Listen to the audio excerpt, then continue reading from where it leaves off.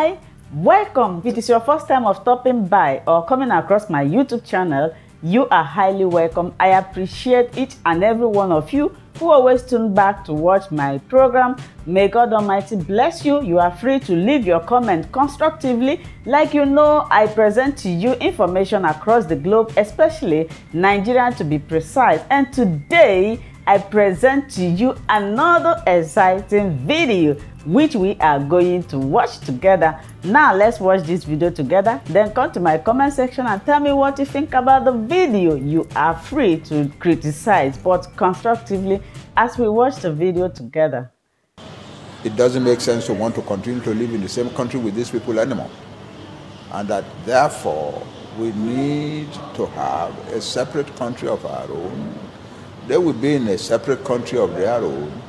We hope to get this thing done peacefully, in a friendly manner, so that we will be friendly neighbors to one another forever, so that our children will not be fighting the way the Jews and the Arabs are fighting now, that they will be friends, they can help one another, and so on and so forth, but they will be separate countries. Yeah. And we are not the only people who want that. You know, of course, that the Igbo have wanted earlier. We Yoruba, in fact, we are latecomers to this demand for a separate country. The Igbo have wanted their own separate country for decades. The peoples of the South have wanted their own separate country for decades. It's only in the past 1 year that a major movement has arisen among us Yoruba people demanding clear separation from Nigeria. The sovereignty, we call it the right of self-determination for the Yoruba people. So you say this, you hope the separation will go in a peaceful manner. What do you mean? What do you mean by that? Well, we Yoruba have been pursuing it in a way that we hope will end up in a peaceful separation.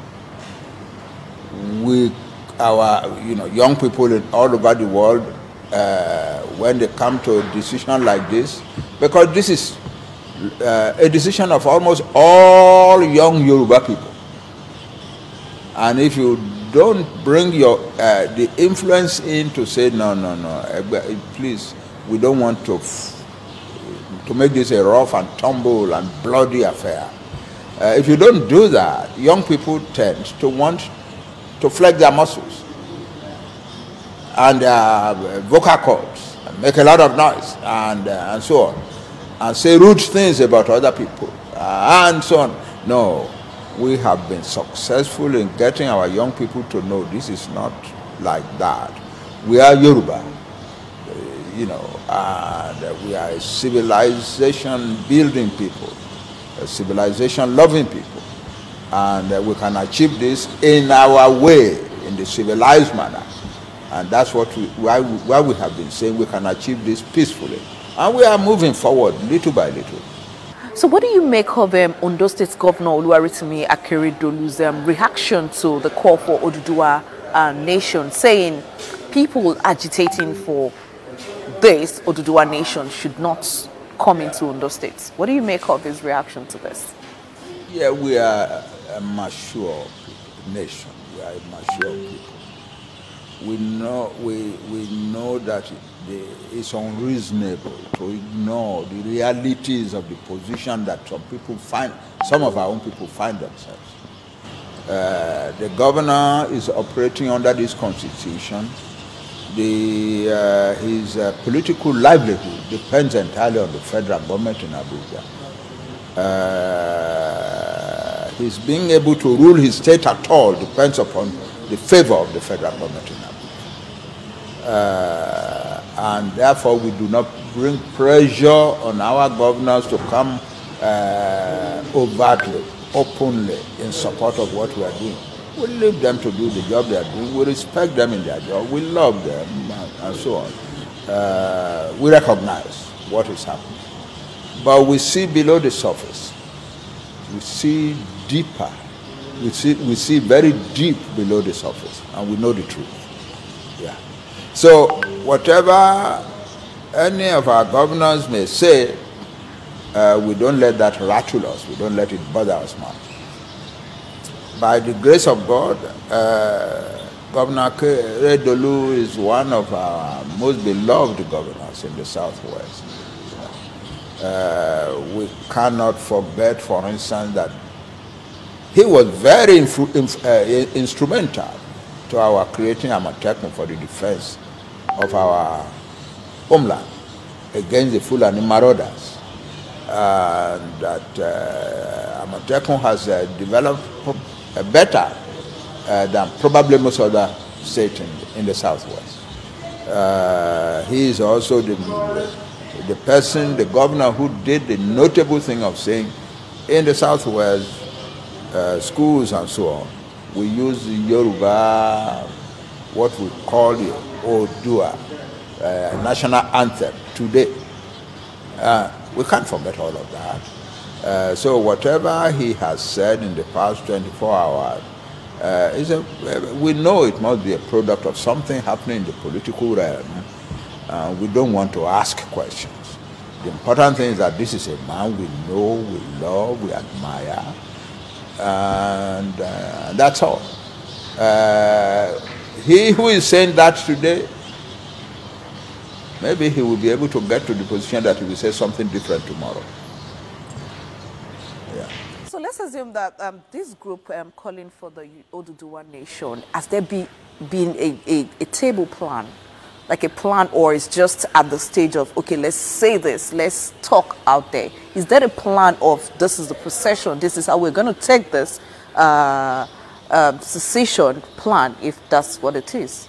Yes, you probably are aware of what we call the constitutional force majeure, which we proclaimed on the 16th of December last year.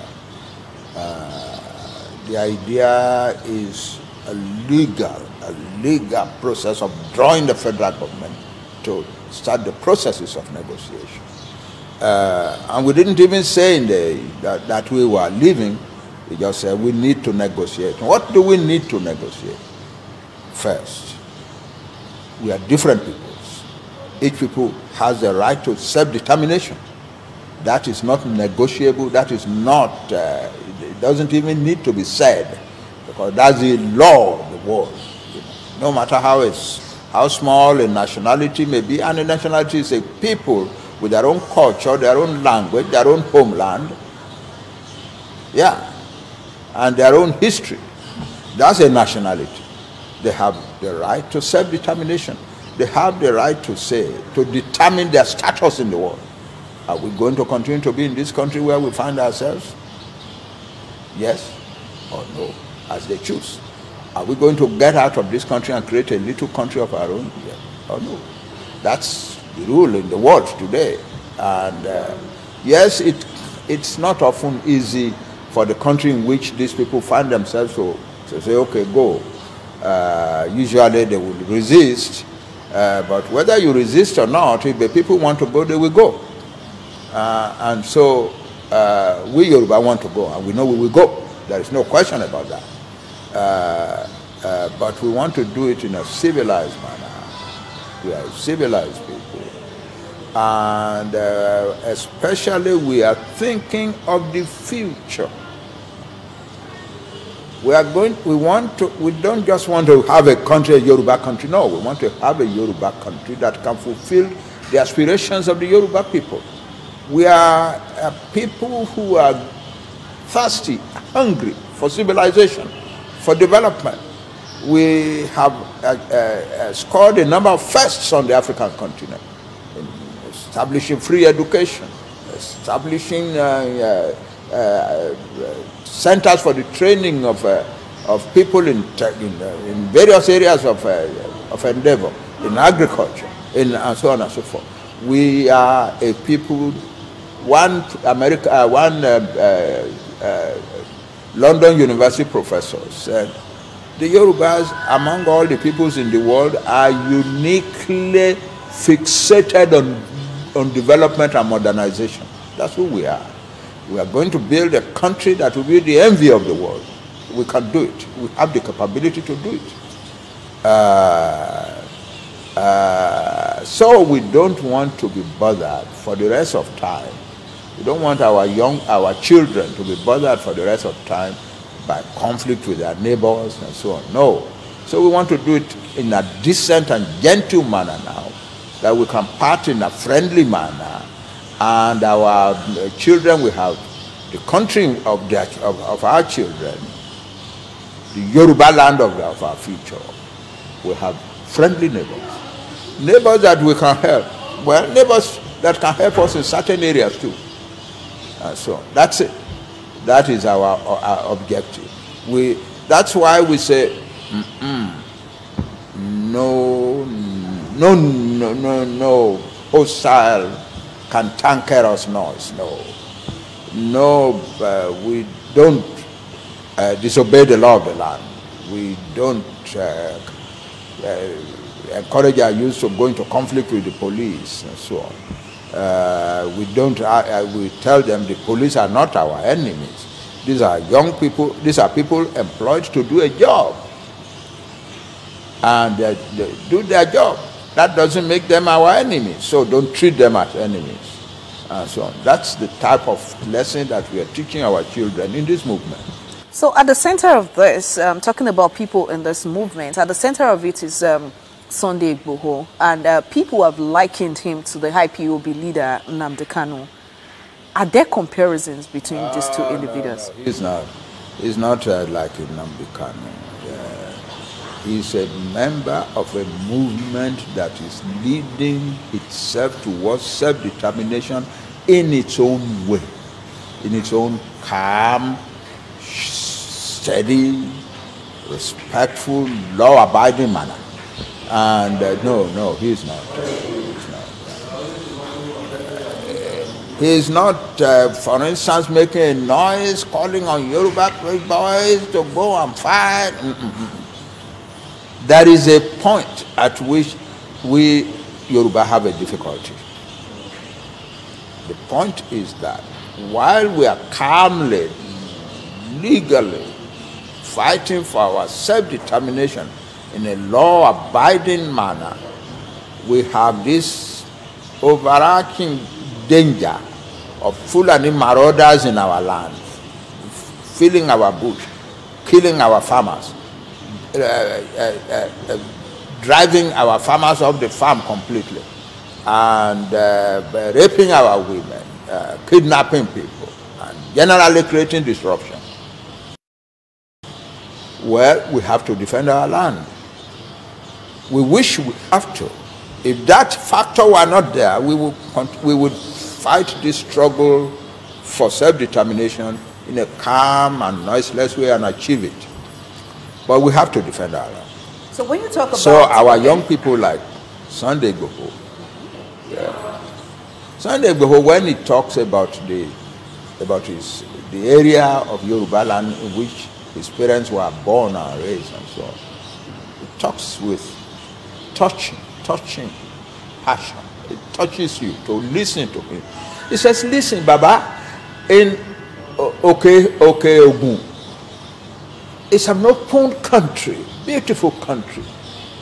The towns and so on, are all connected by ancient paths and so on and so forth.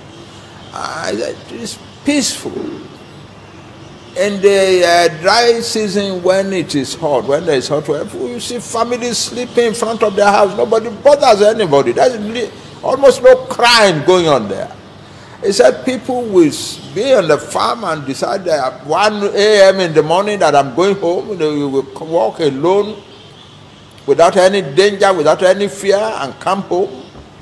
And women will wake up at 5 a.m. and go and harvest some things on the farm, and nobody is bothering them. So that's the type of place I was born in. That's the type of place my father grew up in. Now these Fulani have destroyed that peace. You cannot now venture to go to your farm alone because you'll be kidnapped, you'll be raped, you'll be whatever. And he cannot stand it. And thank God for a patriotic, loyal person like that, who's so loyal to his people. He must not be considered as some sort of desperado. He is not. He is a young man who cannot stand the brutalization of his own people. And thank God that he came Because since it's coming, very many young Yoruba boys and girls have arisen to do for their people what he has done for his people in Oklahoma. It's all over the place. It's not just Sunday Igboho alone. It's all over the place, young people. But they are not fighting because they want to fight. They are fighting because they are compelled to fight. That's all. So do you support his response saying that Fulani people or herdsmen should leave Yoruba land? Yes, I am. It is the only sensible thing. If the Fulani had come peacefully, no matter how many they are, and just settle, make arrangement with the families who own land and acquire land, and go to the Oba like other people do, they go swarming to Yoruba land. And nobody is saying the Igbos should go. Why? It is not part of the culture of the Yoruba to reject foreigners. It is a well-established aspect of Yoruba culture to accept foreigners, to be hospitable to them, and to treat them well and help them. So if they had come, not killing anybody, not troubling anybody, not destroying anybody's farm, they just come and they are settling down, and most Yoruba people will not notice. But they have come to say that they will conquer, they will destroy, they will kill and maim and destroy, and the Yoruba people must defend their land. That's all. It is not something we love to do. When it started 5-6 years ago, most Yoruba people didn't know how to respond. We didn't know how to respond. We used to hold meetings at Perry Caucus every month and hear report upon report of people being killed, being kidnapped, and so on. It wasn't clear it was new. It's a totally new experience to the Yoruba people. And for a start, they didn't know how to tackle it. Then finally, we persuaded our governors, listen, we are Yoruba. We cannot just be telling our young people, just go to the bush and kill them and drive them away. No, we can't do that. We have spent our entire the treasure in life on educating these young people. We want to get them now to go and step into the bush and fight with marauders? No. So we came to the conclusion we must create something orderly for this purpose. That's where the idea of Amatekun came. Let us have young men, a number of young men and women, train them properly, give them rules of engagement, and let them be properly led and properly officered, and let them take this matter up and do it. And our governors graciously accepted, and they put it together. But unfortunately, the federal government doesn't want us to defend ourselves at all. So the federal government began to put obstacles in the way. They started by saying it was illegal. Started to say that the governors don't have the right to set up such things. The Amatekun cannot bear arms, and so on. The marauders, the Fulani marauders, are bearing some of the most sophisticated assault weapons known to man. And nobody is stopping them. And now people organize to train some young men and women, properly give them rules of engagement, and send them in an orderly manner to protect their land. And the federal government of Nigeria is saying, no, you cannot do it. That is a serious matter. Yeah. So the president has responded to the farmer herders' security issues, saying that anyone with AK-47 should be shot at. Do you think this is enough? Well, I don't think he means it. I don't think he means it. No, at least that's the point we have reached now, that it is extremely difficult for us to trust the president or the federal government. It is not true. Nobody is stopping the Fulanis from carrying their sophisticated weapons. Nobody. There is no policeman or soldier anywhere who is stopping them. They are still as free as ever. So what do you make of President Muhammadu Buhari's response, apart from the if you have AK-47 with you, you'll be shot at sight? What do you make of his response to insecurity issues in Nigeria, in the country, and even in the Southwest? I didn't get that. What do I make of? What do you make of, President Buhari's reaction to the insecurity issues, the farmer others issues that is ravaging the Southwest, so to say? I don't, we can only assess what we see. And what we see is that the federal government would rather defend the Fulani than defend the people whose land is being ravaged. Yeah, that's our perception. Yeah. So you've actually been so critical about the president, even in the past years. What is that thing you think it's not probably doing right? Listen, he's a Fulani man ruling Nigeria. He's the president of Nigeria, should be the father of the nation. And his people are breaking out everywhere, killing people, destroying farms, causing mayhem, kidnapping people. They are committing crime under the laws of Nigeria. The duty of the president is to make sure that the law moves in to stop them. Moreover, he has the moral authority as their kinsman to say, you can't do this in the country that I'm president of. You are my people, and you cannot do this to the country. Listen, if I, Banji Akintoye, were president of Nigeria and Yoruba boys are breaking out everywhere, killing people in the north, killing people in the east, and so on, I will roll in with all the natural authority that God has given me as their kinsman, as their big father, their brother, and tell them, you cannot do that. Buhari has never done that. No. One of his ministers or advisors told the people, give up your land to these people.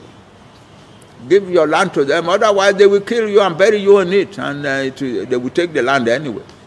So the answer is give your land to them. What type of counsel is that from a government of a country? After they had killed a lot of people in Benue State, once the president invited the governor of Benue State and told him, go and find a way to live at peace with your people. While the people of Benue breaking the law, they were just in their farms. When these people came and killed and killed and killed. So who is to live at peace? The people of Benue State, or the people who are breaking the law in a massive manner? Whose duty was it at that point? Why didn't President Buhari call his people at that point and say, you cannot continue to do this? And if you try to continue, I will use the law against you. Why didn't he do that? But he actually put out a statement after Governor Samuel Ortom was attacked on Saturday. He put out a condemning the attack on the governor. Yeah, we know the meaning of all of that. I don't want to comment on that.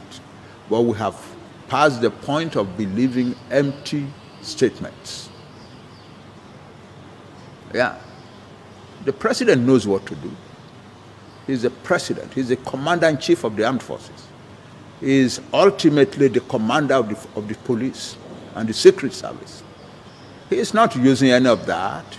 Now when Yoruba boys go and seize a Fulani gang or person marauding their father's farms, and they bring them to the police arrest the boys who bring them. The police arrest the boys who bring these people to justice. What kind of country is that? And how can any sensible person ask any self-respecting nation to want to remain in that type of country. No. That's all.